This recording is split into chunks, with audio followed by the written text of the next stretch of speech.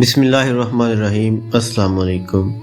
حکایت شخصادی میں سے فاقہ کشی۔ ترکستان کے شہر تبکری میں ایک شخص کا گنے کا کھیت تھا، جس کو بیچنے کے لیے وہ شخص سخت بے چین تھا۔ ہر طرف گھوما پھرا مگر کوئی گاہک نہ بنا۔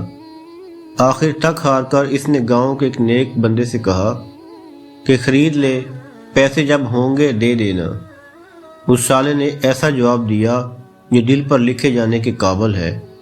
اس نے کہا، شاید میں تو گنے کے بغیر بھی صبر کر لوں، مگر تجھے مجھ سے پیسوں کا تقاضا کرنے سے صبر نہ آئے گا، اور اس گنے میں مٹھاس بالکل نہیں ہوتی جس کے پیچھے تلخ تقاضا ہو۔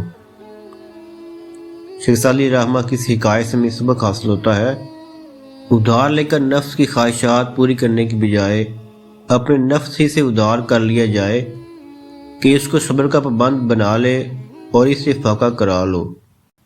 تمام نئے ہمارے دوستوں سے گزارش ہے چینل کو سبسکرائب کریں، بیل آئیکن کو ضرور پریس کریں۔ شکریہ۔